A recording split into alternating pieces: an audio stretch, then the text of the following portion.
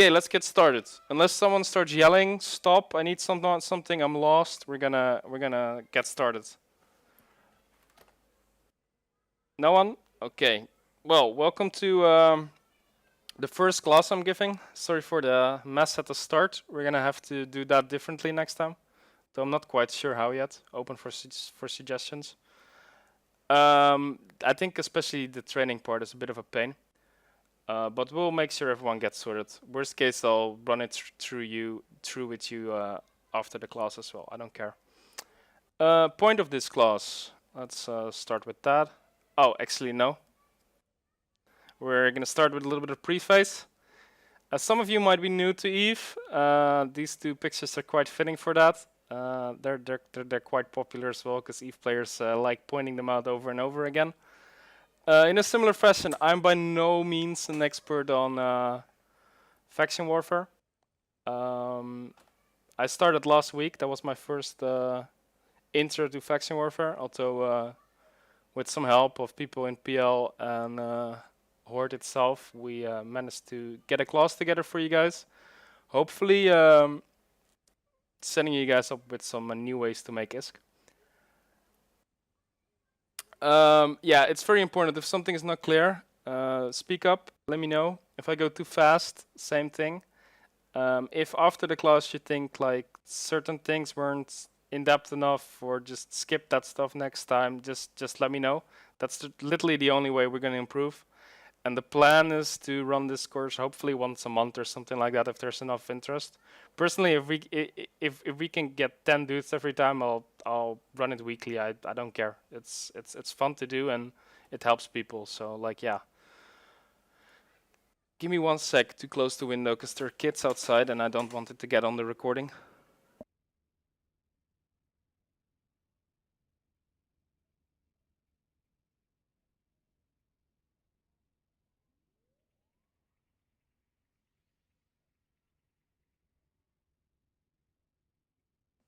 Okay, so goal of this class.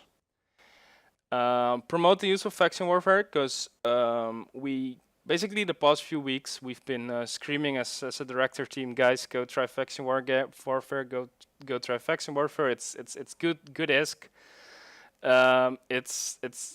It's very like you don't have to invest like a month of skill planning to like do something. But until now we haven't really we've been seeing a big increase, but not as big as we would like to see it.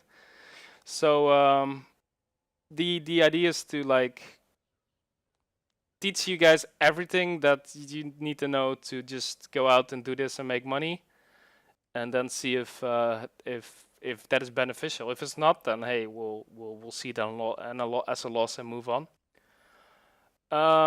It's also a nice introduction to a very specific part of Eve called Faction Warfare. We're going to be looking at what that is briefly. Like that's probably subject for at least 3 or 4 more other classes if we wanted to, but that's not at the moment a focus. We're going to in-depth look at defensive plexing. This is the main activity that we promote people to earn ISK with, because it takes very limited skill training and has pretty decent rewards. We're gonna teach you how to stay safe while doing so, and as a consequence of that, you're also beginning learning a bit on how to stay safer in Eve in general. And of course, the most important part, we're gonna learn how to get easy ISK. If you have questions during, just let me know.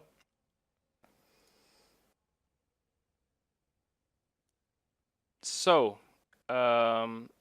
what will the class look like? Well, we did the preparation part a little bit, but I don't think we completed it quite yet. But like, yeah, whatever. Then we're gonna look at a brief explanation of Faction Warfare, defensive plexing. We're gonna look like how are we gonna find a suitable system to defensively plex in? How does it exactly work? How do we stay safe, and what do we do with the rewards we get? Well, this part we kind of already did. You create a new character, Galente and Taki is probably closest, although I still need to like create all the dummy tunes once and go check that out. Move to this station. Trade me for free ship and skill book. Well, okay. We tried that. I'm not happy with that, but whatever. Apply to Pandemic Rust. Train the skills. Get your ship up in fleet and open the browser to .lon. This one might be useful for people though, if they want to look ahead. I also put screenshots in the presentation, so it's not too bad to follow along without. So, Faction Warfare. What is Faction Warfare? Basically, Faction Warfare is a mechanic in EVE where you can sign up to one of the 4 factions: Amarr, Minmatar, Goldari, and Galente. And you can fight for control over certain areas in LowSec. The way the factions are split are as displayed on the image. You have Amarr, who's fighting Minmatar. You have Goldari, who's fighting Galente. It's basically split up in 2 groups. The Amarr and Goldari are working together against the Minmatar and Galente. It's important to note that we as Horde, we have 2 Faction Warfare Corps. Holy Horde for Amarr and Pandemic Rust for Minmatar. So you can participate and defensively plex at both sides of the faction. Amarr and Minmatar work out very well. At the moment, Amarr is being absolutely shit on in Faction Warfare, so it's not that great. And Minmatar is doing really well, which means bigger returns, but I'll get to that. So where do you do this? Well, basically there are like 2 war zones, which are located in low sec space, and like they're fighting for control. It's split up in Amarr Minmatar and Kodari Galente. The Kodari Galente Faction Warfare area is really close to Saranen. I'll get into that a little bit later because that offers some pretty good options. Why Faction Warfare? Well, in general, it rewards people very, very good ISK, although you get it in terms of loyalty points, which you then turn into ISK. It got introduced into EVE as a way between PvE and PvP, and it's actually a pretty active part of the game still as well. One important part about Faction Warfare is you need to be in a corporation that is enrolled into Faction Warfare, which has a few consequences. This is an overview of these different areas that have to do with Faction Warfare. You see it split by each faction, and control of these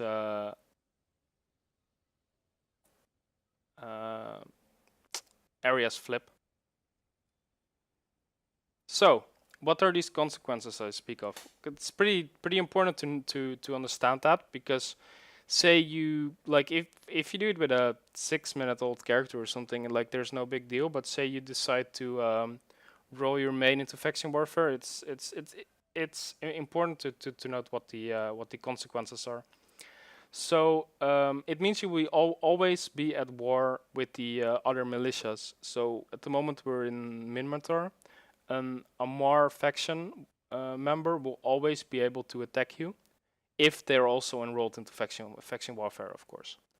So that's one downside, although it's also a plus, I guess, more content. Then you will also always be attacked or hunted down, whatever you want to call it, by the 2 enemy NPC factions.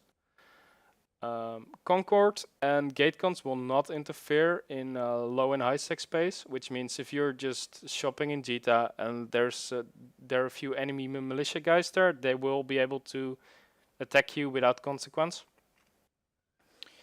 When moving around high sec and you enter an Amarr controlled system, for example Amarr, right? It'll be a little bit more hassle for you to warp around, because basically faction police will constantly be chasing you. in general, if you continue to warp around and go from gate to gate, it will be no issue. If you stop, however, or you're actually still using autopilot, please don't use autopilot.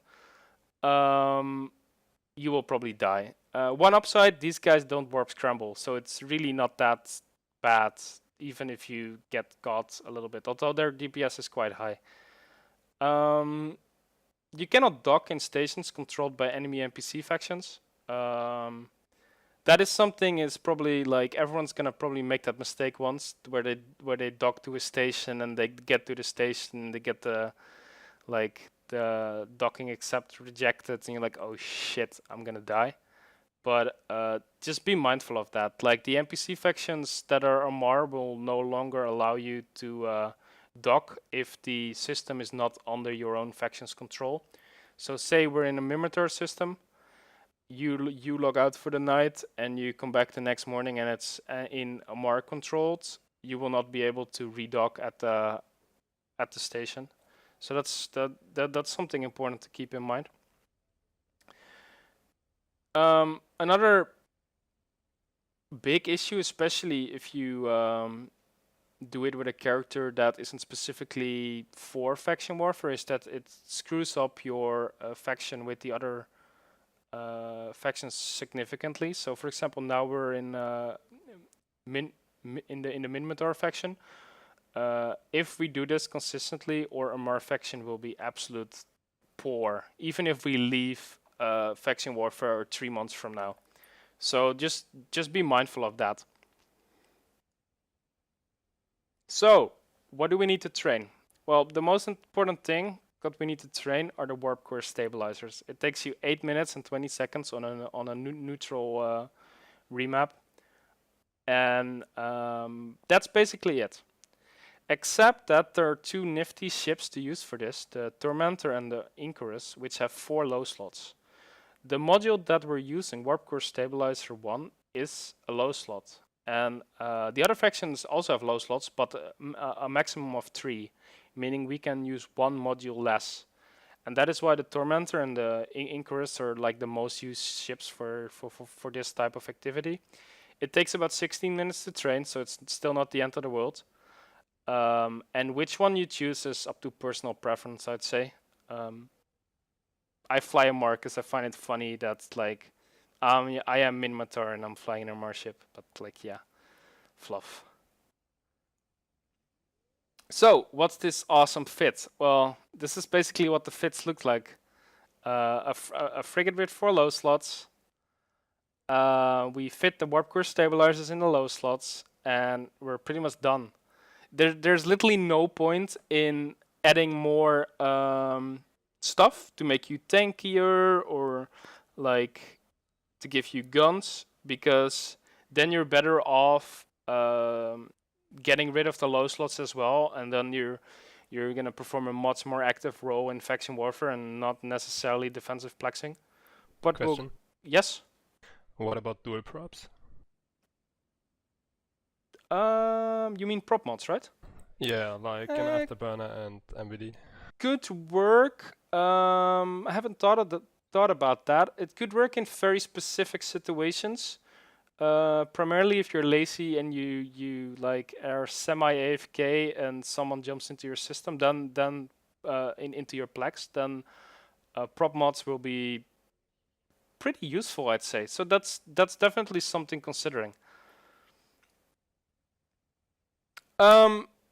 What's up with these warp core stabilizers? Well, warp core stabilizers are nifty little things that prevent you from being warp scrambled. Warp scrambled is basically gonna turn off your ability to warp away, which generally in EVE means you're gonna die. So these things basically make sure you die less. I'm gonna read this out because it's kind of important that I get this right, and I always like. There are basically a lot of definitions, but this one is the one that works best. Warp core stabilizers increase your warp strength, and warp strength is a measure of the ability to warp while warp scrambled. For every point in warp strength, you can have 1 point of warp scramble on you and still successfully warp away. So what that means is they need to overcome your points. If you have 4 points, they're gonna have to have 5 points. Now, your frigate that we do this in has a warp core strength of 0. With the 4 warp core stabilizers, you have 4 points. Now, oh wow, there's a terrible typo in here, by the way. The warp disruptor is -1 points if people try to scram you, and the warp scrambler is -2 points. That's the horrible typo. To your strength. So just to make 100% sure that the typo doesn't confuse anyone, the warp scrambler should say -2 points. So the result of this is that it will also almost always take 2 people to hold you in one place, unless there's someone specifically hunting for us, which like happens, but it's kind of a waste of time in my opinion, where he like equips multiple warp scramblers or stuff like that to like tie you down alone. Are there any questions about this? Is this clear?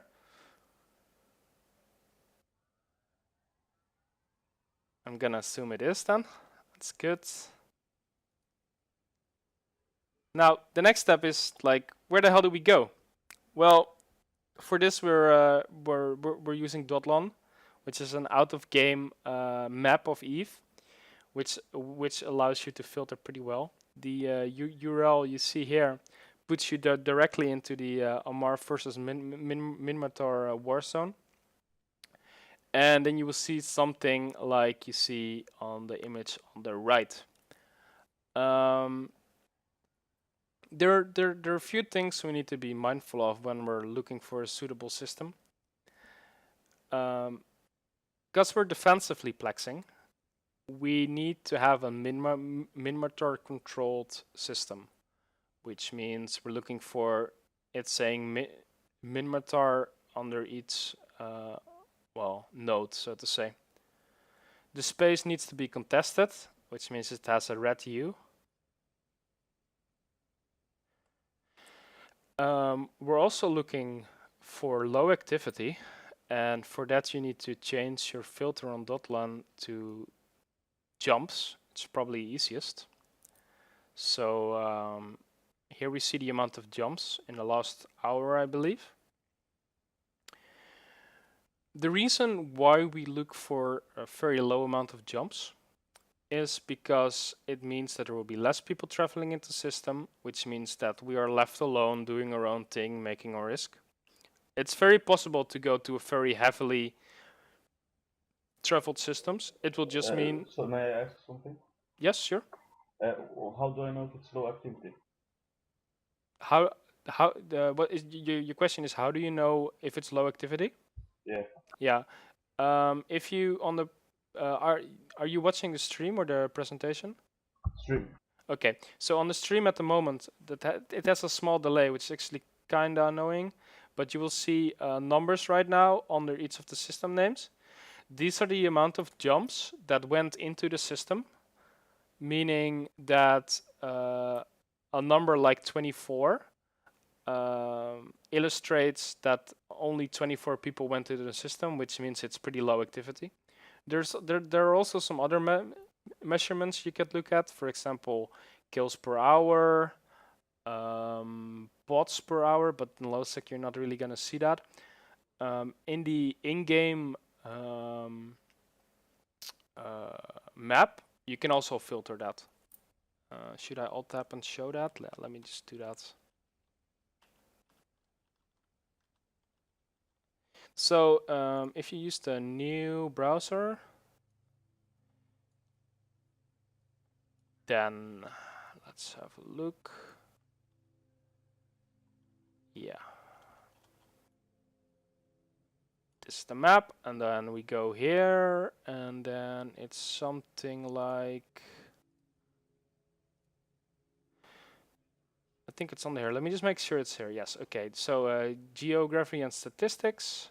For example, if we have jumps last hour, now the map updates into showing us what the busy systems are.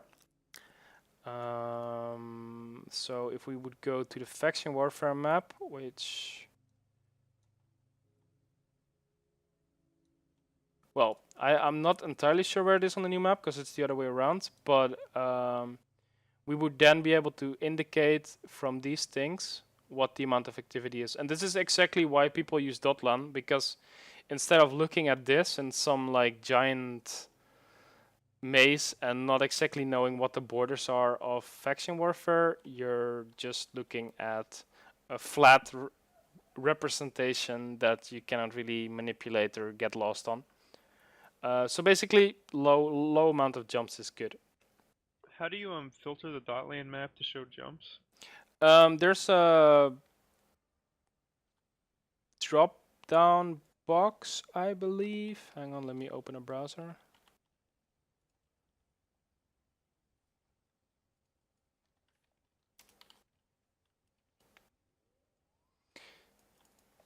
It currently still shows white for you, but I will go over that in a minute. There's a drop down box here, and then you go to live and then jumps. You also have jumps 24 hours and NPC kills, but NPC kills is mostly useful for other things, not really for Faction Warfare. So now we basically have what I took a screenshot of in the presentation. Also, something that comes to mind, if my voice doesn't sync up with what I'm showing on the stream, it's also maybe a smart idea to either mute mumble and listen over the stream, because I think there's like a 2 or 3 second delay on there, which could be annoying. Question. Yes. There's a question in Flea Chat. Yeah. There are some guys that don't understand the thing about when it's contested and when it's not.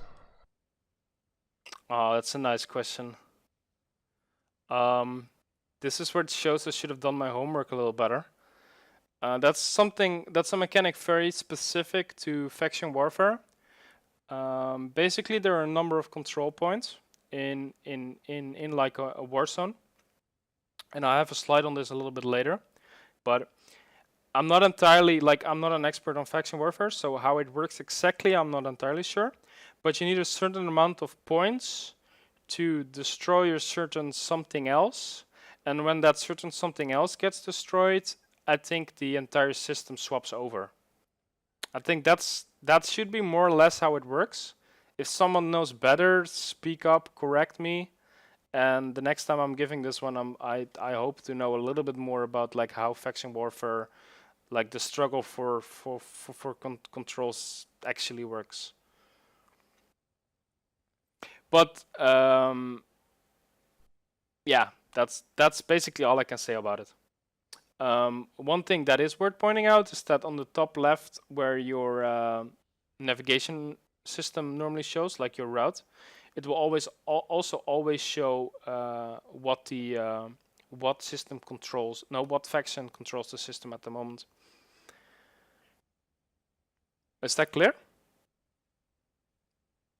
Wait, how do I know if it's mini-matter controlled? Sorry, say again? How do I know if it's mini-matter controlled? On Dotlan, if we go back one slide, it will show below the system name. So, for example, here it's Amar controlled, Minmatar controlled, Minmatar controlled, Minmatar controlled, and Minmatar controlled. We will be selecting a map together at the start of the practical part. So then it will probably be a little bit more clear as well, as we're actually looking at a live website instead of looking at an image. Okay. Thank you. Then yesterday, Random J Farmer had a pretty nice conclusion, is that as Minmatar, we can actually participate in Galente controlled faction warfare as well. So we can do defensive plexing there as well, apparently. Although he was offensively plexing, but I think the theory behind it should be the same. But we still get our own loyalty points. Now this is really useful because, like, personally, yeah, it's kind of nice to have all your characters in one area. And in our staging area, Saranan, faction warfare space for Galanting and Kalbuir is actually really close. So that means you don't have to travel to Minmatar or a mark control space in order to do it. There's one thing we don't know at this point, and that is like if the bonuses you get, and I will get to the bonuses a little while later. If those actually apply in those situations, if you, for example, do it in Galente controlled space, I assume it does, but it does seem a little bit silly, especially since I believe Galente gets credit for the control points. But that's also something we need to research a little bit to see if how that exactly works.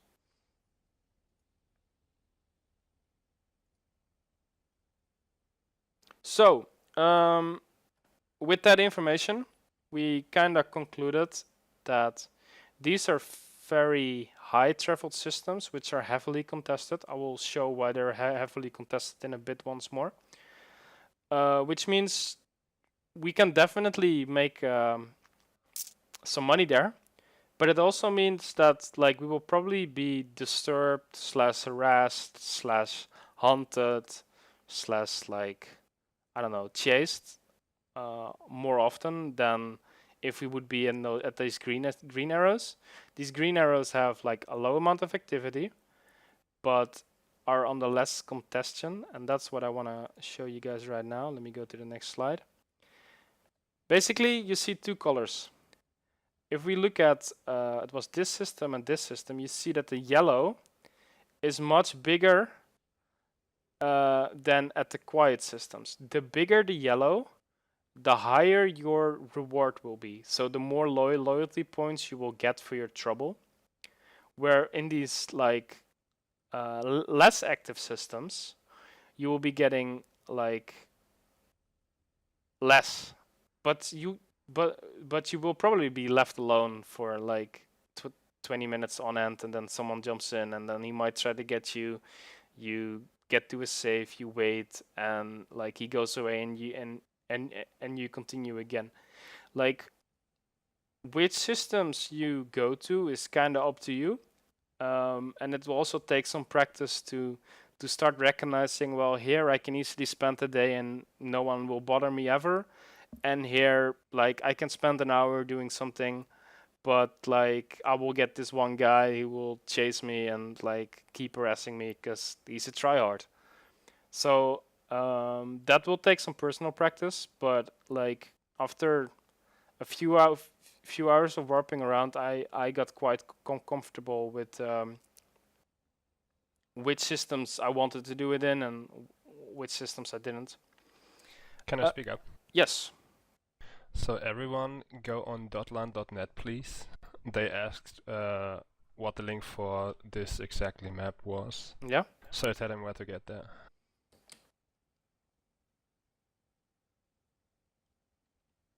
You can probably... So, yeah, I linked it in Fleet Chat, but I want them to see where the links on the bottom of eve.lan is. Yeah, okay, that makes sense. So guys, everyone click that link in Fleet Chat. Scroll to the bottom. There's like special maps, and you can see that there's like FW Amar versus Minmatar and FW Kalbuir versus Galente. You're in Minmatar, so you click on FW Amar versus Minmatar, and this is basically the map he is looking at. You can, on the top right, you can set filter, and you can the specific system, which will be highlighted then. So that's it. Thanks. Awesome.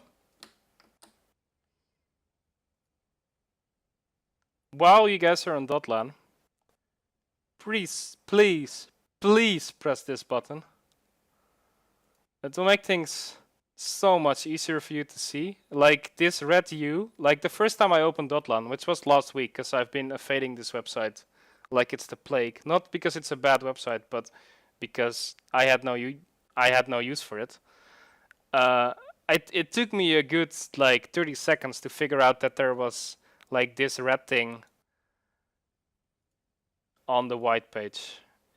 This is actually a little bit shitty of the PowerPoint. So like this for me is very hard to see. Maybe that's my monitor settings, maybe that's my eyes, but black is better. So let's talk a little bit about how we move around safely, and this is in general. So both when you're traveling to high sec, when you're enrolled into faction warfare, and when you're traveling through to plexes, stick to small fast ships. This is basically for when you're not flying the specific defensive plexing ships, because those are already fast and small. You said something. You said something earlier about how to check how much amor and minimator it was. You know, how do I check that? Like I only see it. Like it says minimator for me. If it says minmator for you, then it means that it's minmator controlled. I can open dotline as well. Maybe that's Yeah, but easier. you said it says how much amor controls of that. Like Okay. Yes. Hang on. Let me open the map. So if you have the not the jumps, I don't want jumps. You want, and it still goes to jumps. Trust. That's actually a good one. Do you know how to reset the filter? Oh, hang on. It's this one. I think sovereignty. It's reset. Oh no, it's not. Yeah, like I've been having this issue. I think it's a browser issue as well. It takes me sometimes. Basically, you want the URL to be like this, so no hash with a layer over it, and then you will see the different congestion levels, and I think that's what the question is about. So yes. if it's minmatar, then red is like how much minmatar owns, like, and yellow is the congestion level. If it's a mar, then it's the same case. For example, Kurmonen, if I understand right, is like almost entirely contested, which means it will turn weak, which means Kurmonen might flip over to Minmatar today or tomorrow, if Amar doesn't do anything. And that, while we're here anyway, it's actually useful to point out, Minmatar is actually wrecking shit, it seems, because since the week I've been here, all these systems have been primarily Minmatar controlled. There were some Armar systems here before, but like that's all slowly swapping over, which is good for us because it means we get more ISK for just doing the same stuff. Does that answer your question regarding the control, though? Yes. Awesome. So yeah, moving around safely. Fast ships, small, not expensive. If you're not doing anything with your character, this is basically there to like cover my own ass if someone decided to roll their main in Faction Warfare and then starts warping around high sec in like a Vindicator or his like incursion battleship or whatever. Like, don't do that. You will die and you will look silly. But on the upside, faction police will not warp scramble you, so you can at least warp away, jump gates, stuff like that, as long as you don't regress them, of course. That's actually important pointing out. Like if you regressed, you cannot warp through a gate as well or dock, which means at that point it could get a little bit more tricky. If you do have to move expensive stuff and you are enrolled in Faction Warfare and you don't want to use a neutral hauling alt, I don't know why, because they are ridiculously easy to train as well. You can use Dotlan or the in-game browser to evade Mars systems. But that's going to lead to pretty weird routes, and you might consider just like shipping it with an external party, or like I said, a neutral hauling alt. Although if it's expensive, you shouldn't do that as well. Basically, if it's expensive, just use an external shipping. How do you say that? Corporation. But we'll get to that a little bit later as well. So, how do you know when faction police is after you? Well, basically when you see this message. And you will get this message every time you warp into an enemy controlled system. So basically, if I undock on Tarek right now, set course for a Mar, like the system on Mar, as soon as the NPC systems start being a Mar, I will see this every single time. And if I stop, I will probably be attacked. So just keep your traveling short, to the point. Don't go AFK, and never ever use autopilot. So we're gonna be a lot more in depth on this part, but we're now finally getting to the part like, what the hell is defensive plexing? Well, we have a plex, which is this, which I'm not gonna explain this just yet because we will get to that. But the first thing we need to do is we're gonna have to make sure that we have a safe spot in the system. Again, will be explained later in detail. We will warp to a special anomaly. Will be explained later, but the special anomaly is the plex, which we'll call an outpost. We set our D-scan at 1 AU before we enter the plex to check if no one is waiting for us to land in there. Then we take the acceleration gate, which makes us end up in this area. Then we wait for the timer to run down. And we D-scan during this time within 1 AU. If anything shows up within 1 AU, we go back to our save and we rise and repeat until the timer has hit 0. You get the loyalty points when when this timer is on 0. At that point, you basically repeat the process. You should already have a save, and if you stay in the same system, and you pretty much make big bucks. This is Question. Yes. Someone asked why only 1 AU? Because you don't want to spook yourself. Say you're scanning at 4 AU and there's another plex next door. That will mean that if someone warps into the plex next door, you will also see it. And the acceleration gate is always within 1 AU. So if someone lands on the acceleration gate, you will see him. You can put this smaller, you can put this bigger if you want, but in my experience, 1 AU works really well, because 9 times out of 10, someone is coming for you, and that one time when it doesn't, well, whatever, and you don't pick up like too many false positives in that regard. It depends a little bit on the system, but I've had it once where someone showed on D-scan and then he didn't, so someone was probably just warping by at that exact moment. So what do we get for doing this? And this is where we get a little bit to the part of control. But I'm getting ahead of myself. Let's do the basics first. When you complete a plex, you get LP. LP stands for loyalty points. These returns are dependent on like the tier that your faction is currently in. And the tier that your faction is currently in is based on how much your militia controls. So how much of the war zone you actually own. So we were looking at Dotlan a little bit earlier, and we saw that Minimator has quite a few systems, which means our tiers should be fairly high in that case. We will look at that in a little bit as well. So this has one downside though, because this makes like Faction Warfare in terms of both like the amount of loyalty points you get and the amount of ISK you get pretty volatile, meaning like one day it can be pretty high, the next it can be pretty low in terms of like, well, not the next day, but like over a course of a month, it could effectively entirely change. This is also why we have both an Amar and a Minimator Corps, so you can freely like plex in the most fortunate faction, so to say. And another thing to note is that the bigger the outpost, the better the reward. We will go over the different types of outpost a little bit later on.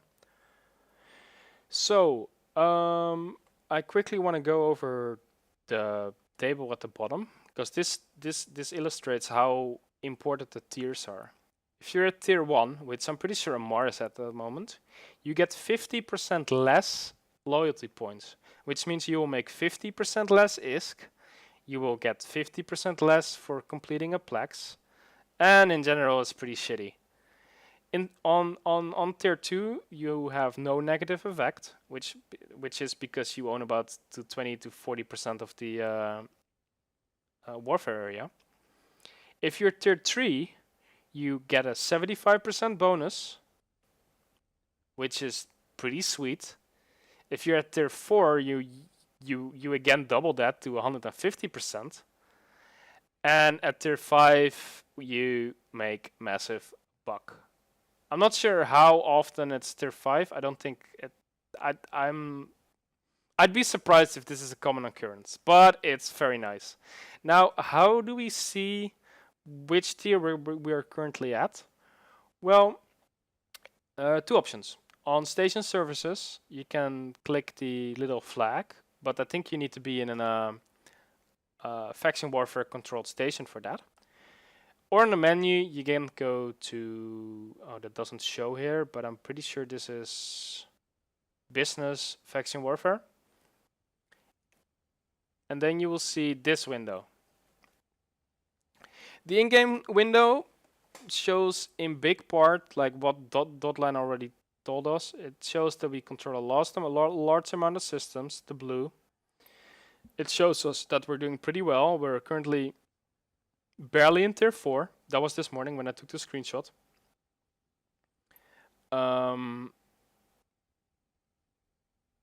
One big upside of the in-game window can be that this is real time, like the capture status. And in Dotline it might be like, I don't know, I think an hour delayed or something like that. I don't think it's a big deal, but it might sometimes be beneficial to have a look at this overview, and you primarily want to look at this window for the to see which tier you're in. We can see that Amar is at a 6% at the moment, which will put them on, I'm actually curious, yeah, on tier 1, which means at the moment you don't want to do Faction Warfare in Amar, in my opinion. That's going to be pretty shitty. If we go to the next tab, the Statistics tab, kind of useless, but I wanted to have it in there anyway. It will give you some personal stats, some corporation stats, and some militia stats. The militia stats can be kind of useful because it shows you how good or bad a certain faction is doing at the moment. I mean, if you look at the Amar stats, you can see that they're struggling, essentially. Other than that, this is fluff. And then for the hell of it, I also wanted to show the last one. And this is CCP Sadio for tutorial. So this is basically if you like came to the game and you blindly joined a Faction Warfare, this is the explanation you would get. Just read it and tell me if this would like help you along your way, but I think it's pretty shitty. So, we know a system, or we have decided to go to a certain system based on our information in Dotlan. We made 6 jumps or so, and we jump into a local. And then we see this. So, first thing I always do, and this is to be honest, in general, although the rules are a little bit different, but I'm just gonna keep this for Faction Warfare alone for the moment. It's the first thing I do I do a quick analysis on local. I see 2 possible allies. Notice that it says possible. I will get to that in a moment. We have 2 pirates, which basically means they have less than -5 security status, I believe. Which means they've been bad, they've been killing people in low sec, they've been potting people in low sec, it's a massive hit if you do that. They've been suicide gang camping, which lowers your security, stuff like that. It's not a big, like, basically in Faction Warfare, assume everyone is out to kill you, even allies. But again, I'll get to that. But okay, we have 2 pirates and 4 neutrals. Now, these 4 neutrals could be a small gang. It could be just 4 random guys hunting people. It could be miners. I've seen miners in faction warfare systems. I don't know why. Maybe there's a use and I don't know it, but I think it's rather risky. So if I would see this, I would be like, no, we're not gonna do that. We're gonna find a new system. So when I started last Sunday, I was like, neutrals. Sorry, allies. That's nice. I feel safe. And then I was in a plex, and there was only 1 ally in local, so I was feeling pretty safe, right? And I see a result on D-scan, and like I literally think to myself, that's nice. He's gonna join me. And I was watching a movie on the side, so I wasn't really paying attention. I was like, okay, whatever. And the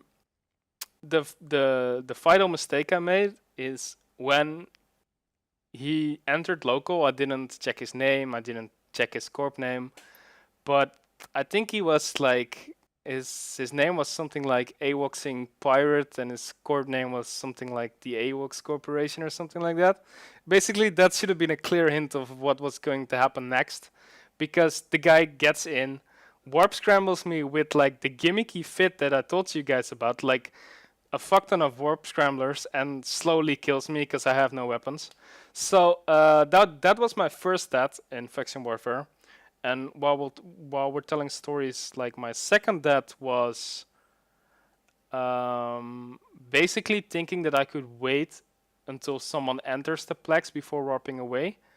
That works against frigates, but that doesn't work against if there's like a confessor coming in that will literally two-shot you.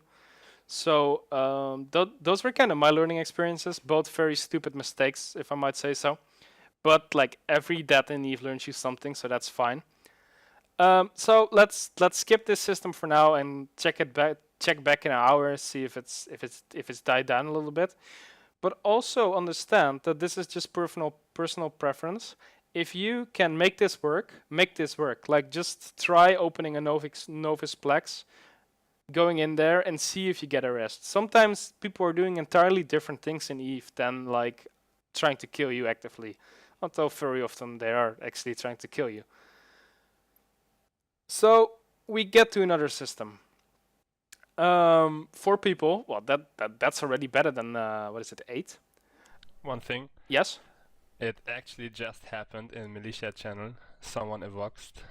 Yeah, I think it happens all the time, which is also why I have this story in there. Allies are not allies. That's the first lesson I learned the hard way. So if we do the same analysis, we have 1 enemy, which shows us a yellow star, orange star, sorry. The same as war targets, it's blinking. So while it's stationary in this image, I was too lazy to make a GIF. But yeah, okay. It's blinking. Then we go ahead. We have 1 person with a kill right. Just consider that guy neutral. Kill rights means that you can activate a kill on that person for usually paying some ISK.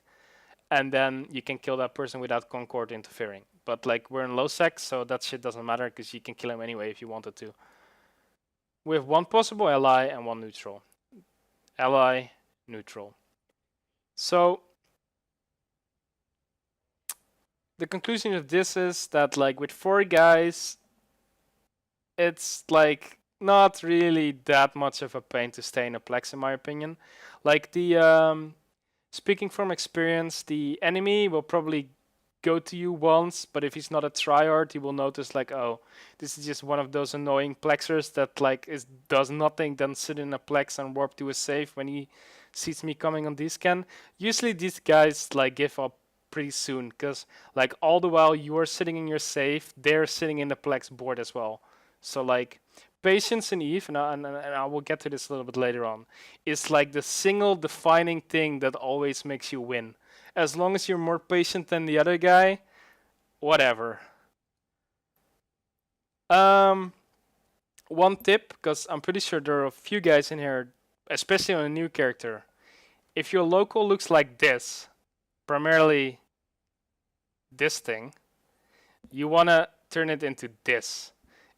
So like to quickly allow you to see everyone that's coming in, their icon, and this will basically make feeling safe in the system a lot easier. To do that, you click on the 3 little men, and show compact member list will basically turn it into a nice looking local list.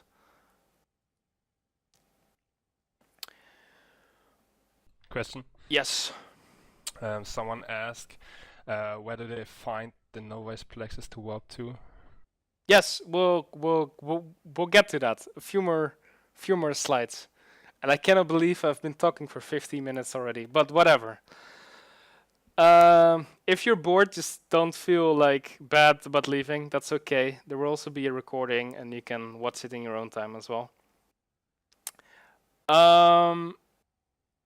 So this save point you heard me talk about. What is a save? Well, basically I suggest you to read a little bit about save points in general, but I'm gonna like basically only talk about random saves because I don't want to make this too complicated for the thing we're doing.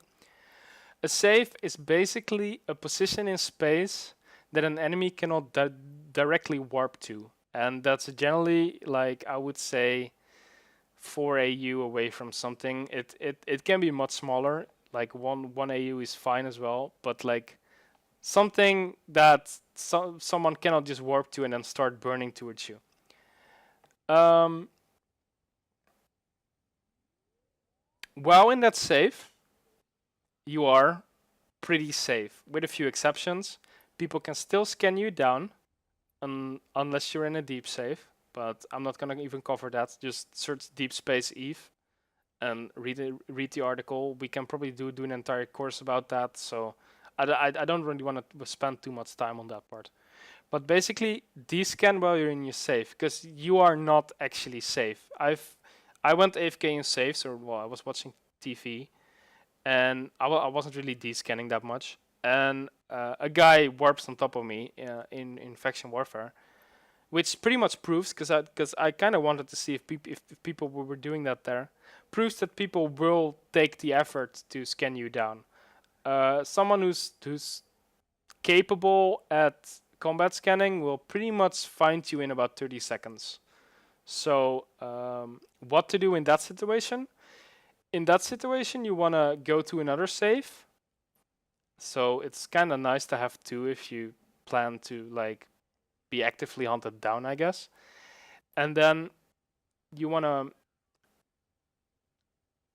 have 2 options. You can bounce around 2 saves, but if they get a ping on you, so if they get a result on you while you're in one of those saves, a lot of smart guys will warp to that save, especially if they know you're burning back and forth, and they will wait for you to land and either kill you or try to kill you or whatever. So what I usually do is I make 1 save, and when I'm warping to a plex, I make another save. And with those 2 saves, if I'm being chased, I can make a save between those 2 saves, and that way make sure that I'm never at the same location twice for a good few minutes. So how do we do this? Well, the easiest way in my experience, and there are a few ways, is to bring up the old map. You can also do this with the new map, and you can also do this with your overview. I will go over at least 2 of those options. But if you press F10 and you are in space and you open up the solar map, which will look like this image, you will see that you are over here, and we're gonna warp to something that's about more than 4 AU away. So like, for example, this moon. I would never warp to like a gate or a station because that has higher chances of people being there. And like no one's gonna sit on a moon and wait for someone to randomly warp to a moon, right? If they don't see you go to the moon, they will generally not warp to the moon. While starting warp, you hit Control bookmark, Control B, which will bring up their bookmark window. And say from there on, you start warp, your ship keeps warping. And in the middle, I'm not sure if you guys ever noticed, but just have a look at that when you guys do warp. In the middle, above your capacitors window, you will see a countdown of how much AU there's left. Basically, when you hit like half of your foliage of your or you're far enough away, hit enter on the bookmark window, and that will make a waypoint in space where you were at that moment. So as long as the bookmark window is open, it will not poll for your current location yet, which means you can basically use it to create bookmarks in the middle of nowhere, which function as a save. Are there any questions about this? Because this is something pretty vital, and I think my explanation was pretty shitty. Yeah, I have guess. a question.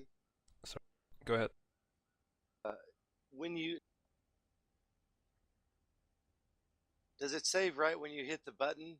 Yes, it saves exactly at the moment when you hit the button, and not when you hit Control B. And not when you hit enter? You can both hit enter and save, because that has the same result. Guess we could go about this later. I will actually quickly show you here. I will undock for a moment, and I will just show you how I would go about making a save. Because the problem with this is that I didn't include the window that normally pops up. So I'm using Warp Puppet at the moment to show you guys a different thing. I'm looking for something far away, right? So 11.9 AU. Okay, let's warp to that. Here we see the destination, so we're warping. I hit Control B. This brings up the window. This window has not done anything yet. So now I wait. I can either click my mouse button or hit enter, and it created a save. Although I'm not sure what name it was, but now I wait until I come out of warp. I right click in space, and this is the one I just created. And now I can go here, and when I land, I'm basically in my save.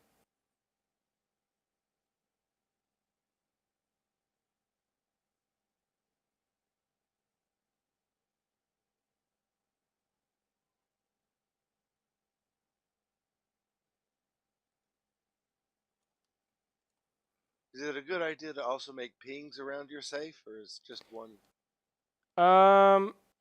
Around the site you're plexing in, you mean? No, just your safe. If you're going to keep going back to it. I would, to be honest, just leave it with one bookmark, because you're like it's a lot more valuable if your other saves or areas are in like entirely different locations, because you're not using them for a tactical use, but you're just using them to get away and stay safe. Got it, thanks. You wanted to add something, Trust? I just wanted to say that we could go about this later when we move to a system, but you did it already. So Yeah, fine. like I kind of wanted to have it in the recording anyways, because like yeah, it's cool. That explanation was not how I wanted it. Okay, outputs, outposts. Here we go over the different type of outposts. There are 4 ones. 3 are pretty much all the same. 1 is pretty special. Novice, small, and medium all have acceleration gates, and we will go over those in a little bit. But basically, the acceleration gate launches you into the plex. Large outposts, however, are just in space, which has a few consequences. It means that your D-scan, you will have less time to catch people on D-scan, because they don't have to manually click the gate and then warp again, and they don't stop at the gate. And something in warp travels a lot faster when it's at maximum speed. So generally a little bit less time to catch up to enemies. And you might get a little bit more false positives, because these things are literally just in space and not like in some... Well, it's also the same space, but it's generally a little bit farther out. The bigger the outpost, the bigger the reward. And novice, small, and medium outpost lock out specific ship types, which means the acceleration gate will literally not allow them through. They can also not enter the area if they combat scan you. They will always end up at the acceleration gate and be forced to use the acceleration gate. So that makes smaller plexes that have certain ship requirements pretty useful at times. So if we look at the novice plex, the time to capture the plex, so the time you need to stay there, is 10 minutes. The ships allowed is all tier 1 and faction frigates, industrials. I'm not sure why you would bring in an industrial in there, but whatever. And for some weird reason, rookie ships are not allowed. But I guess that's just to prevent people from doing it on rookie ships. The defender, which is mostly for offensive plexing, is a frigate. Now this goes up over time, like you see 10, 15 minutes, and 20. And the mediums allow cruisers, and large allow up to cruisers, but not tier 3. And large, it doesn't matter what you bring. You can bring whatever. That pretty much covers this. I've been doing novice, small, and medium, and I've been trying large if it's a quiet system. All seems to work out pretty well, although I don't really have a full handle on like if the extra time really gives you that much LP.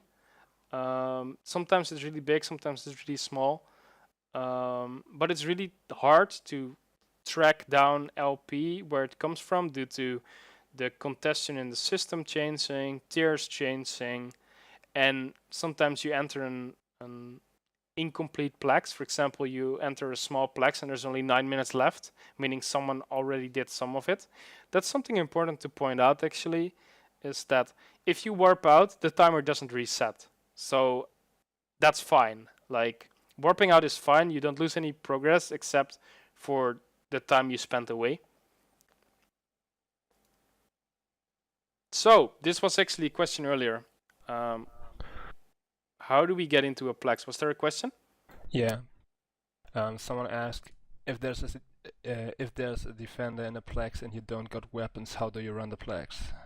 We are defensively. That's a good question actually, because I haven't really explained that in detail yet. We are defensively plexing in min-matter space.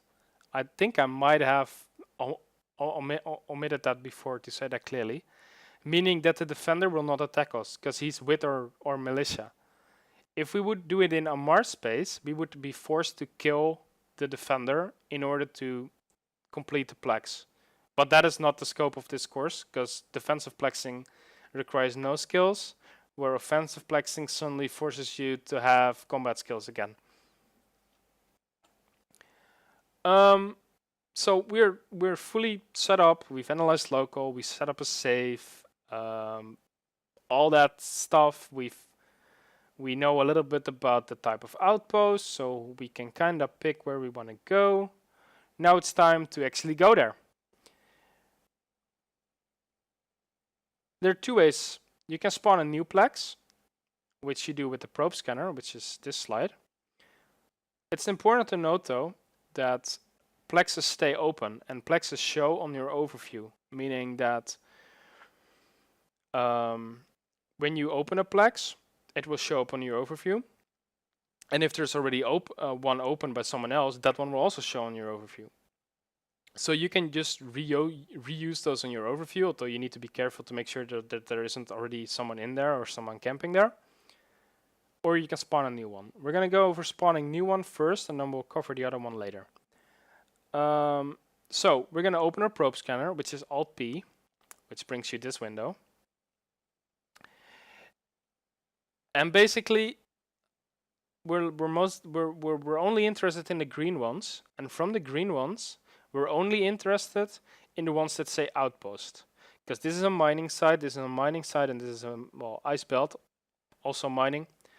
It has nothing to do with faction warfare. So after we've selected one of these four, so novice, large, medium, small, we right-click on the overview and we say warp to, or you can click this little icon. At that moment, on your overview, everyone will see that that plex has been opened. and you will warp to it instantly. If you don't want to warp to it instantly, press Ctrl space and you will cancel warp. Now, I will cover this a little bit later as well, but so something to understand is that the moment that you click this button, everyone in your space will know that there's someone warping to it, which makes that probably the most dangerous part of like doing this. Let's see if we covered everything. Yes. So now we're basically on the way to the plex. And we arrive at a gate. Well, most of you probably seen a gate before, but I added some pictures anyway. So this is the most dangerous part because people camp gates. People will warp to you with faster, warp to the same plex with either shorter distance or faster ships, meaning they land before you. Like, in those situations, it's best to warp to your safe and wait, or like open another site and go back, like something like that.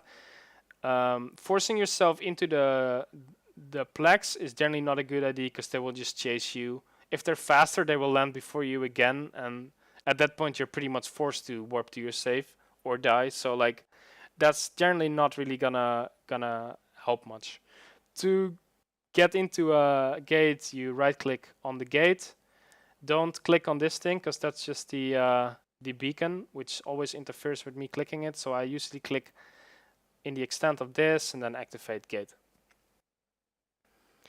One little thing you can do, but this I literally wouldn't bother with the value of the money of the ships we're flying. Like, I think a total fit when you buy it in rents, which is like which has like twice the price, and if where you would do it at a normal market hub, is about like 1 million. Well, not even that. I think it's like 800k.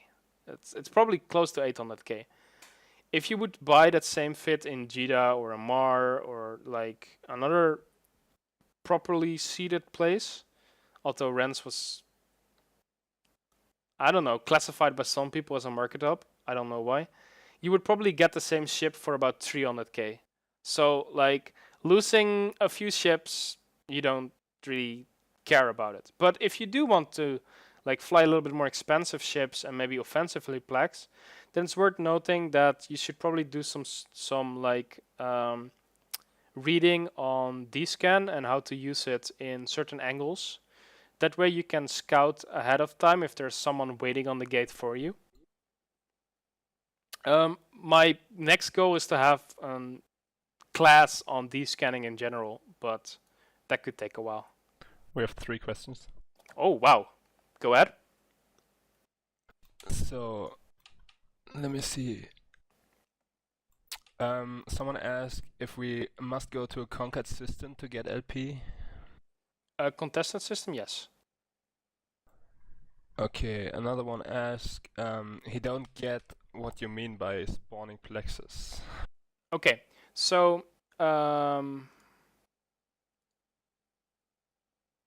let's see how I explain that differently.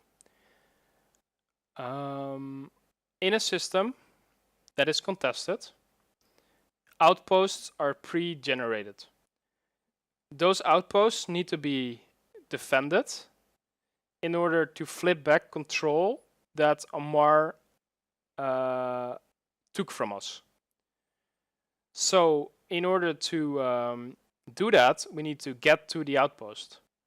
And to get to the outpost, we need to open up our probe scanner with Alt-P.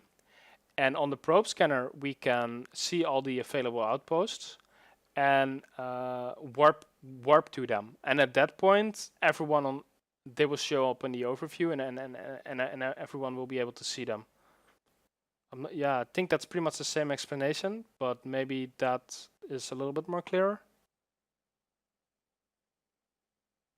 Everyone clear? Yeah. Yes. So when you enter the system and check your probe scanner with Alt-D, there are all kind of plexes already in there, and They are not in your overview unless someone warped there. Yes, that's important to note. Okay, they got it. Okay, what's the third question? That you explained it already. Okay, good. Nice. I just want to note that I really regret closing my window for the kids. I hate heat waves. So we're finally in a plex. After about an hour and 10 minutes of explanation, we're finally into a plex, and we're gonna do our thing.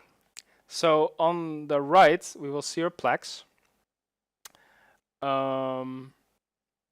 It's worth noting that if you enter, say for the practical thing, if we're still gonna do that, if you enter and you do not see this, so if you don't see the icons in space, right click on your overview, go to the load presets to bracket, and then select show all brackets. That will basically make everything show. That might not exactly be what you want in PvP, but this will fix it for your Faction Warfare tune, and these settings won't carry over to your main, so it doesn't really matter that much. Although this is a little bit based on preference, because I normally fly with all brackets enabled as well, unless like drones, but like, yeah. So what does this mean? Like, what do these icons mean? Well, let's go over that. We have a beacon, and the beacon is where you enter a plex. So that's where the warp acceleration gate sends you. Then we have an outpost, which is the thing we're trying to capture. Then we have a defender, which is friendly to us because we're defensively plexing and we're not trying to take control. And then we have the timer. When the timer hits 0, we make bank. It's that simple. Now let's look at that in a little bit of a different light. This is a schematic drawing of basically the same picture. In order to capture the outpost, we need to stay within 30 kilometers of the outpost. So we cannot go beyond that, because then the timer will stop. Why do I advise you guys to not stay around the beacon? It's actually pretty obvious, is everyone will spawn at the beacon. And when someone comes in and he's right on top of you, it's easier for him to get into range to tackle you, or he might already be in range, and then you die horribly. So if this is a 3D picture, probably the best place for you to be is at the other side of the beacon, and I usually go up a little bit as well. There's one thing to note, is that this isn't usually important, because you are utilizing other tools to see them coming. But especially say you're watching a movie and you're not paying a hell of a lot of attention, this gives you some extra time to respond to enemies coming in. Like this might save you sometimes. So if you're bored anyway, you might as well go to a position as far away as from the beacon as possible, while still being within 30 kilometers of the capture point. And we'll be seeing this in practice when we go out and do it. And this is where like one more important thing to note comes in. Nothing can cloak within 30 kilometers of the capture point. And the warping beacon is also within 30 kilometers. So even if something warps in cloaked, which I haven't really seen happen yet, they will be not cloaked anymore when they enter.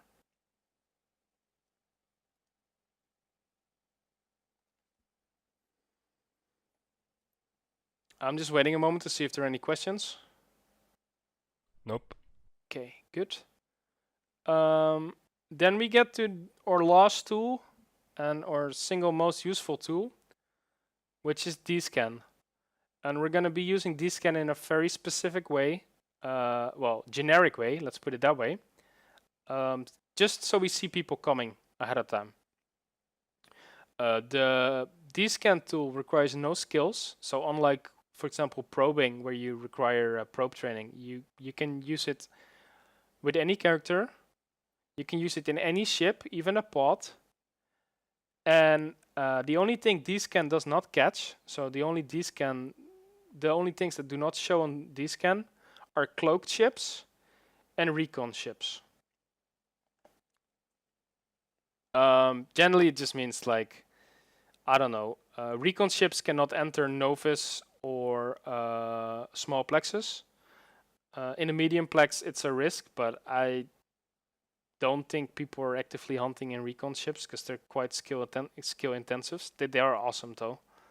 Cloaked ships I haven't really seen. Like trying to kill a frigate with a bomber is actually kind of terrible because your signature radius is so incredibly small. So I don't really see cloaky ships being really good hunters for this type of stuff. So this is your D-scan window, which you bring up by Alt D. And let's go over the settings a little bit, because this needs to be set up in a certain way for it to be really useful. Sorry, question. Yes?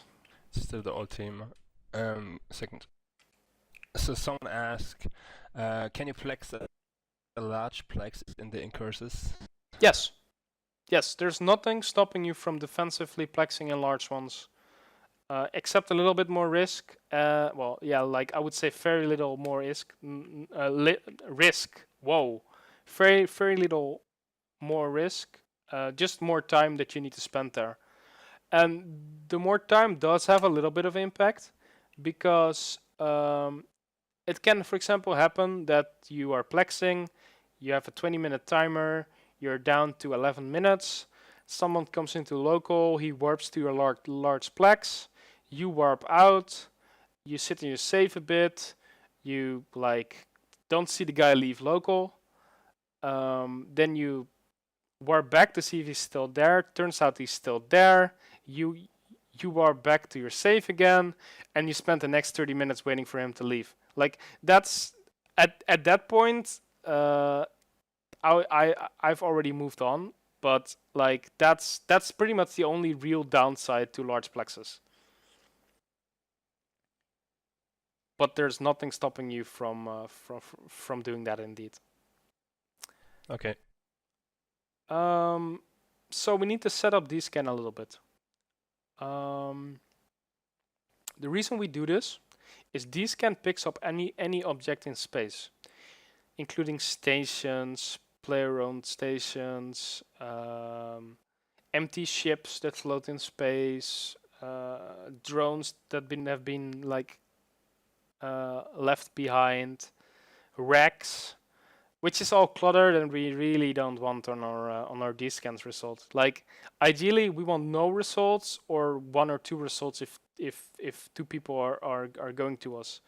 So in order to do this, we will be turning on the option Use Overview preset, which will filter the D-scans result using one of your overview settings. And well, you're all in Horde, so you've all unfucked your overview. So everyone's using the let me see if I can pronounce that, Sarasawa overview. Although you might not use that on your current character yet, but we will set that up later. And then you will go to the drop-down and select D-scan ships. This filter is very nifty because it will only show ships. And then we change the range to 1 AU. So we put a 1 here. And from that point, we're pretty much set up. We keep the angle at 360 degrees, which means we scan all around us. And then we just spam the scan button like all life depends on it. And just something to note for the explorers in this channel. If you do this while exploring and you put it, for example, on 6 AU or something like that, and you do the same thing, you will literally see someone coming for you. And it will, 9 times out of 10, probably save your life. Little segue, but if you, for example, do it like, say you're hacking a site, you click one node in your D-scan, you click one node to your D-scan, you will significantly increase your chances to not die. If you spam the scan button, it will give you an error that you're doing it too fast. It's okay, just keep clicking it.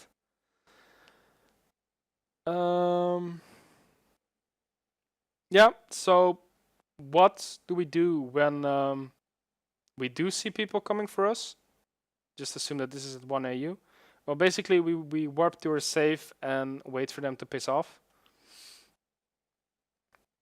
And then we continue our business. So this is the final result. 1 AU, D-scan active, tick box on, 360 degrees. So now we've spent like 10 or 15 or 20 minutes, depending on the outpost, sitting still or orbiting a plex. The timer has like run down, and it's time to make bank. Now, that was also my first question when I tried this last Sunday. Like, how the hell do I see what I just got? And in order to do that, you open up the journal, you go to agents, loyalty points, and here you will see Tribal Liberation Force, which is the name of our militia, and the amount of loyalty points you will have. Every time you complete a plex, you will instantly see your loyalty points update. What I'm going to do, because I had this idea like when I didn't plex anymore because I was working on the PowerPoint.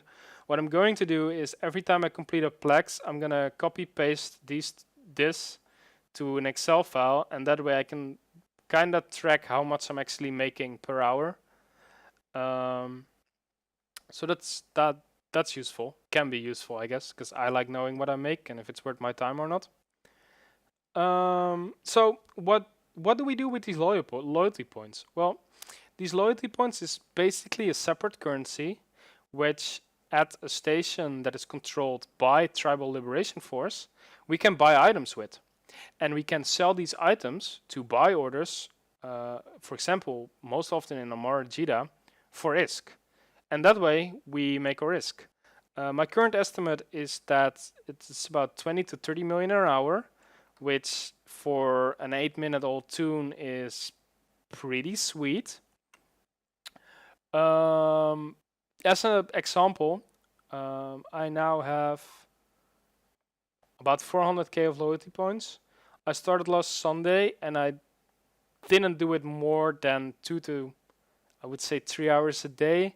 Maybe one day with 4 hours where I was watching movies on the side, and like I wanted to get a little bit more experience to see if people were attacking me or not. But in general, I think it's very good ISK. It's probably a little bit less than I would make if my 20 or 30 million skill point character would go into a null and red with a Vexor or a Vexor Navy issue in Forsaken Hops, for example, if you're familiar with that. So, and in my opinion, this is a lot more chill, because I just have to watch a D-scan. I don't have to worry about like people hot dropping me or like cloaky campers or stuff like that. So that's kind of nice. Let's see if I missed anything. No, we will be talking a little bit more about ISK and loyalty points to ISK in a later slide. So if you have questions about that, we'll get to that. For now, I just wanted to show you a little bit of what we got. This is where I plan to now go out and run one plex. But I think since the amount of time we've been going, I do want to finish the presentation first. And then we'll go out and run the practice with those interested. And otherwise, people are going to miss out on like 3 or 4 more slides. So we're almost done in that regard.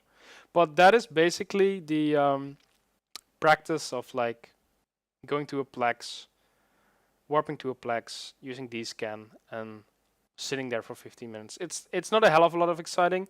If my explanation is clear, you can do it yourself. But at the same time, I often have where I read a guide, for example, about incursions. I'm still like, I might know exactly what an incursion is going to do, but it would still be nice if someone would just take me along and show me what the fuck to do. So that's why I have this portion in it. So let's wrap up. The return of loyalty points, as I said before, fluctuates greatly. So at the moment, I think it's between 500 and 600 ISK. But there are times, and this is a while ago, but there are times that Minmatar converts about 1,000 ISK per LP. In general, if you're not hurting for money, save up until one of that time comes up again. If you do want money, just turn it in. Like it's still good money regardless. The reason why these prices fluctuate so much is because how EVE's market works. At the moment, say there are a lot of people running Minmatar Faction Warfare tunes right now. They're all farming because Minmatar has high high tiers. If you remember for a few slides ago, we're currently at tier 4, which I mean is it's I think 175% extra loyalty points, which means there's more loyalty points being gained, and there are more people doing it, which in an economy will always lower the price of those items. At the same time, at the other side of the fence, and I'm not really seeing this yet, but it should in theory start happening, is that the Amarr faction war items are going to rise in price. Blueprints, implants, ammo, like that price should increase. At one point, there's going to be a turning point where all the farmers like us are going to move away from defensive plexing and Minmatar to Amarr, and then it starts shifting the other way. That is at least, like, I haven't seen it work out that way because I've been doing this for a short time, but that is in theory how I would expect this to go if we look at months of time instead of weeks and days of time. So moral of the story, if you don't need money right away, bank it in LP and cash out when it's nice. If you do need money, it's fine, it's still good, and you will still make bank.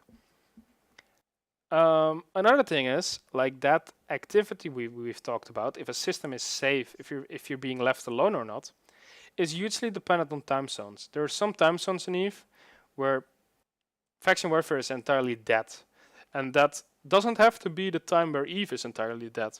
And what I've noticed is that in EU times, from like, I would say 2 p.m. to around 8 p.m. on weekdays, faction warfare for Minmatar seems to be abandoned, which for us is a good thing. This might also change on factor over times, but that is something you're gonna have to play around with. Because something I haven't told you guys yet, which I should actually put in the presentation, defensive plexing is something you should do solo. Because if you're with 2 guys in a plex, you share the loyalty points, but you still spend 15 minutes circling around the damn thing, which is a waste of time in that regard. I cannot say this enough. Be patient. Log out in a safe. Make them think you're going away. Whatever. Watch a movie on the side while chilling in your safe.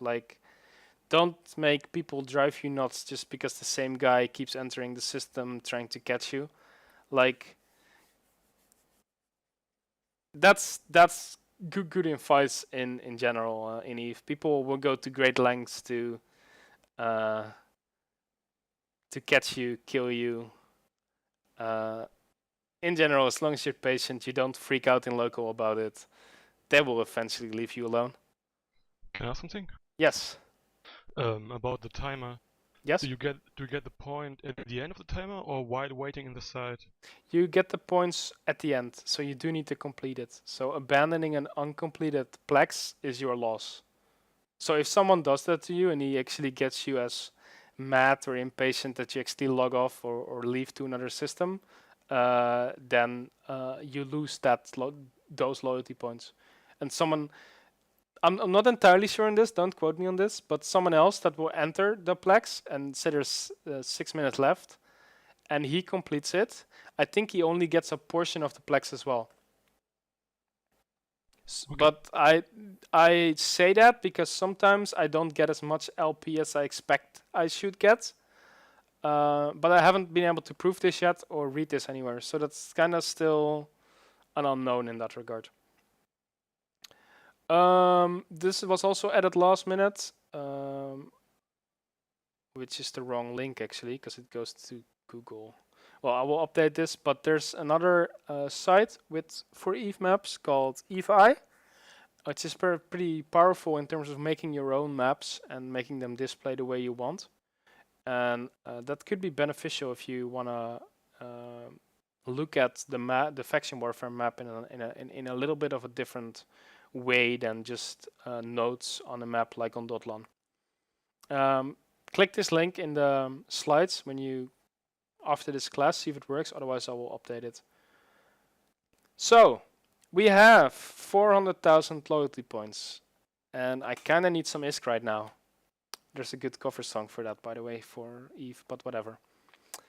What do we do? Well, this is the part where I basically have to trust that the stuff on our forums is correct, because I haven't done it myself yet.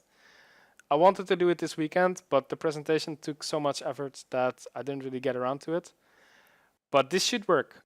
I'm gonna go over it in as much detail as I can. I will be doing this probably somewhere in the next week or so to just give it a go, see how it works.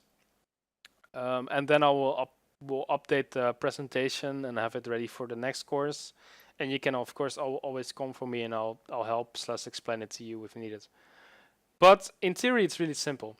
You go to a station in HiSec, which belongs to your faction. So for Minmatar, we want a station controlled by the Tribal Liberation Force.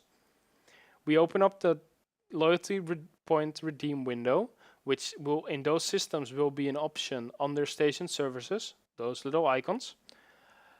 Then you go to this awesome website, which has a lot of nice tools for Eve. And actually, let's just open it. I'm not really fully comfortable with this because I haven't really fully... I can help you. Yeah, you should actually.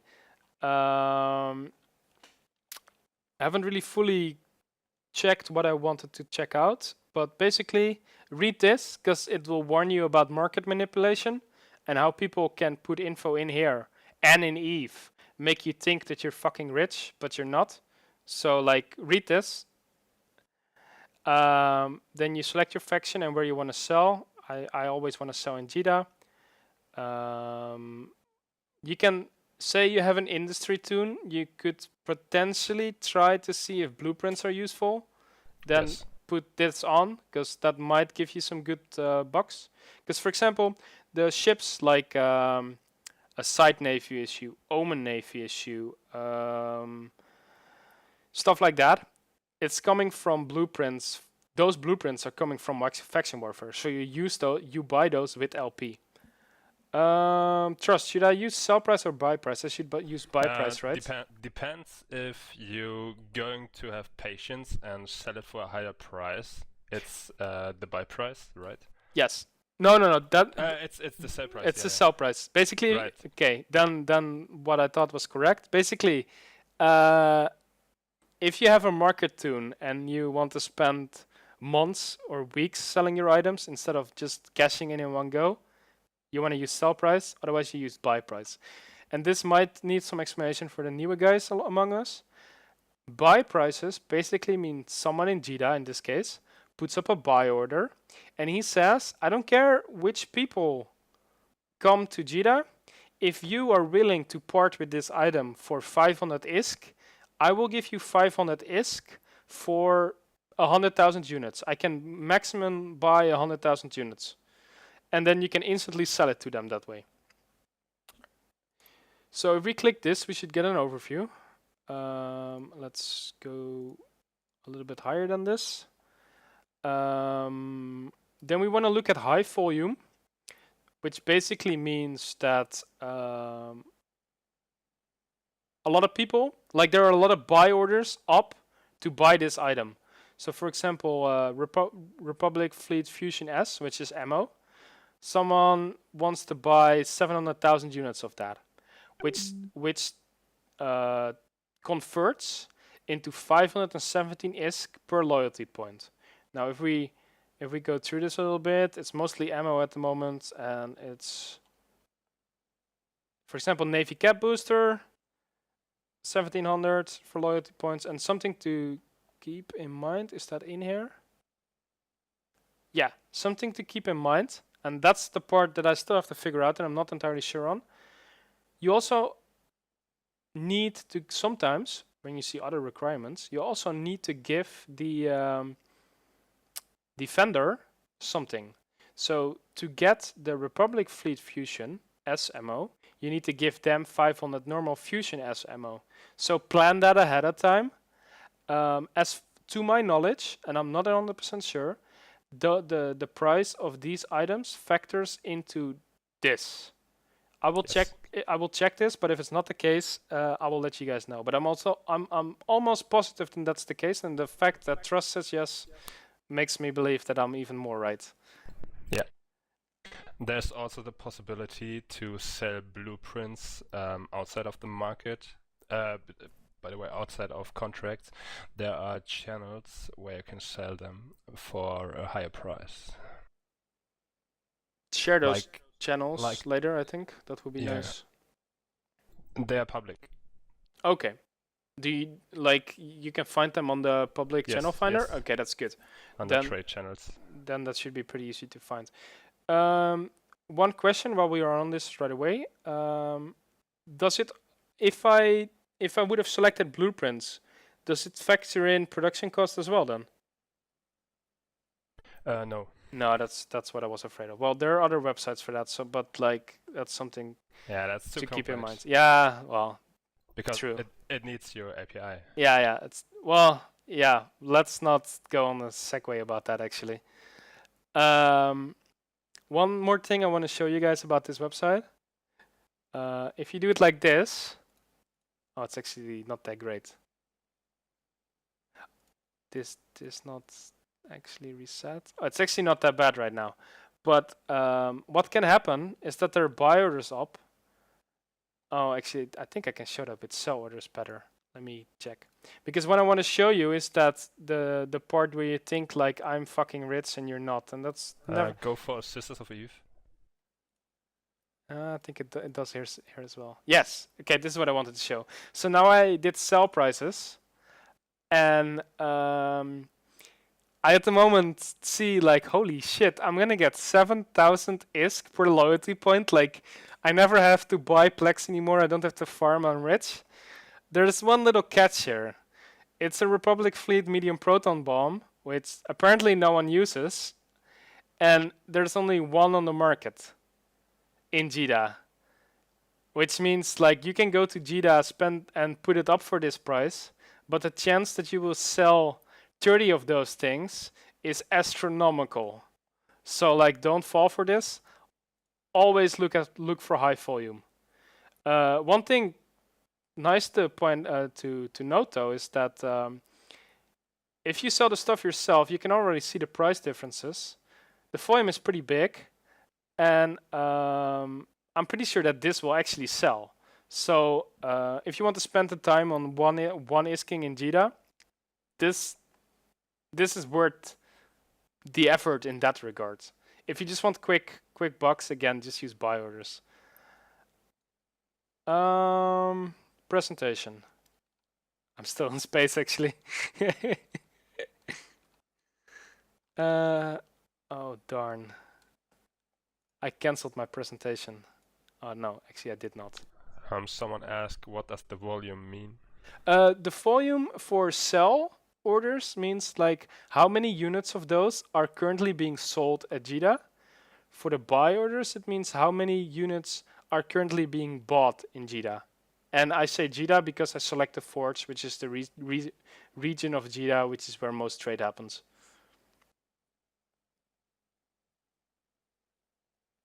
So that covers the website. And that covers finding what to sell and buy as well, quite a bit. Now here we have an important warning actually, because a lot of juicy freighter kills happen with like 2-3 billion worth of people's farm in faction warfare stuff. So they spent like, I don't know, a week or so farming. It kind of depends on your activity.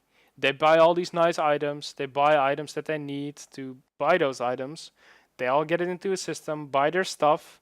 They then haul their 2 billion stuff into their little shitty neutral hauler alt, which has no effective HP at all, cannot cloak, cannot, and then they slow bow to Jita, and they get blown up along the way thinking they're safe because they're neutral.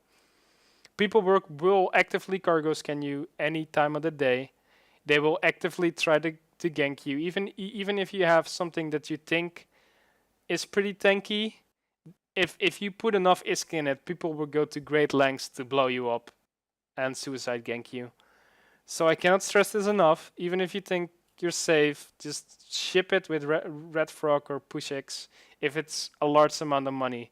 You will pay a little bit of fee to move it, but if you like compare it to the amount of money you're gonna make, it's astronomically low. So please don't be that guy, because like I generally have this feeling I get sadder looking those kill mails than the people blowing themselves up do. But like, yeah, don't be that guy. I'm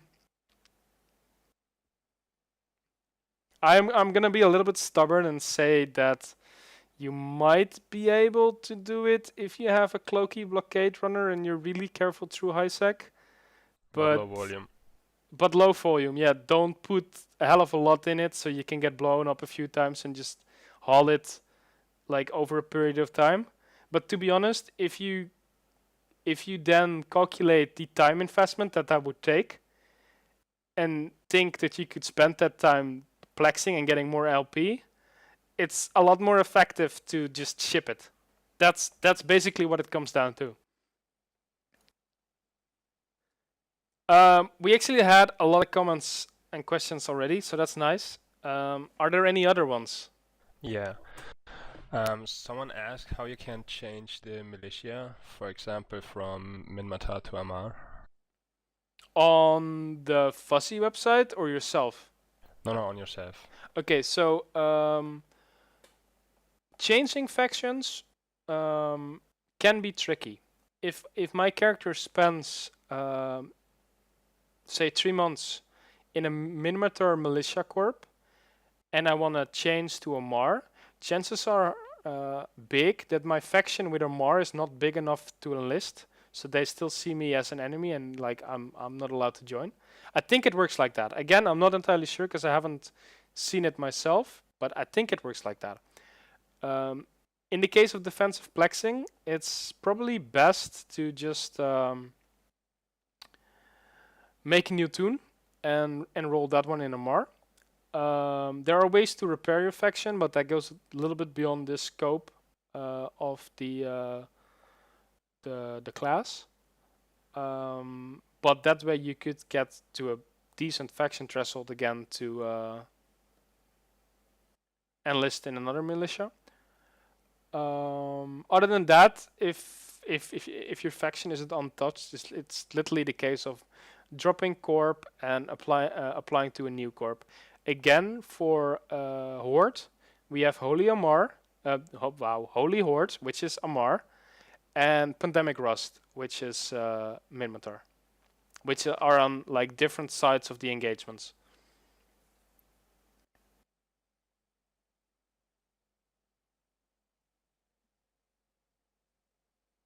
Are there any other questions?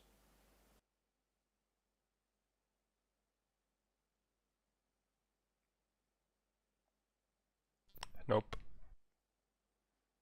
So, what's next? Like, and I kind of wanted to put this slide in there because, like, Faction Warfare, this is pretty decent ISK. Faction Warfare can be better ISK if you want to train into it. And seeing the direction that Horde doctrines go, it can be a really nice stepping stone for you as well. Sorry. So there are a few options to consider, like after you've been doing this a bit and you're comfortable with EVE and you want to do more. Something I want to investigate, because we don't have a hell of a lot of people doing it, but a possible option could be offensively plexing. And with offensively plexing, as far as I understand it right now, it means that you're going to go into a plex, you're going to kill the rat, and then you're going to wait until the timer expires. There's probably a little bit more to it, but I think in general, that's what it comes down to. Another option is level 4 faction warfare missions. Now, in high sec and null sec and other areas, when we talk about level 4s, we talk mostly about battleship, Istars, strategic cruisers, stuff like that, right? So that's pretty shitty for like moving around in a PvP contested area for relatively new players and stuff like that. For Faction Warfare, it's actually pretty nice. We have a really nice written guide on our forums and a YouTube video as well. And a skill plan as well, which comes down to, I think, 2 months. Well, basically, if you have 2 plex for dual training, you could set up a torpedo bomber and do level 4 missions.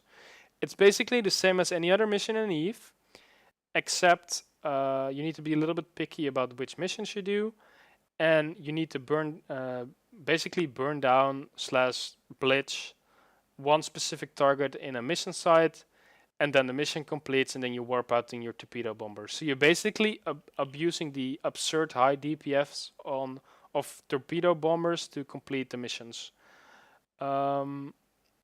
If you're interested in that, I'd suggest you look at the YouTube video on the forums and read the guide. If you need advice on skill plans or help with that, I'm happy to help out as well.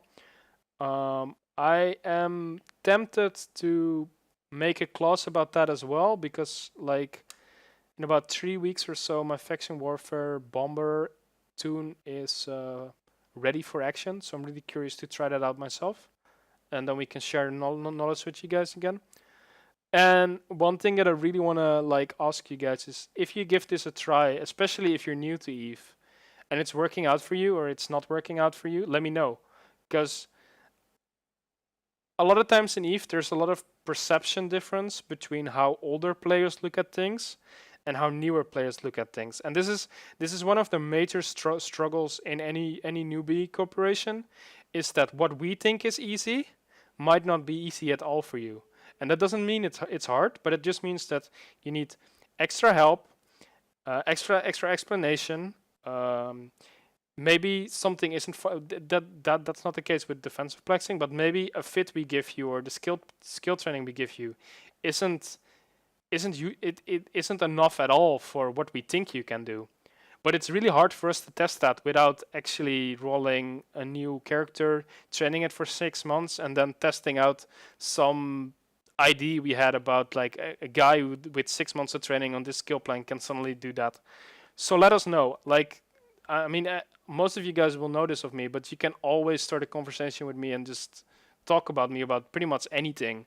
If I'm not in a fleet, I will have time. That's pretty much what I wanna tell you guys. And yeah, I added a little bit of buzz in there. Feedback. 2 ways. You can tell me I suck now, or you can tell me I suck later by sending an email. Specifically, information that is missing, wrong, not clear. Yeah, let me know, because that's the only way the class is gonna improve. Otherwise, I'm gonna tell the same story, maybe with a little bit less fuck-ups, and that's it. If you have ideas on how to quickly get people sorted with skills, frigates, and stuff like that as well, let me know as well, because that's what kind of went terrible today. I'm really not happy with that. Then some mandatory credits. Well, you can just read it. Well, and you guys, of course. And yeah, this is pretty much our motto. Never too young to PvP.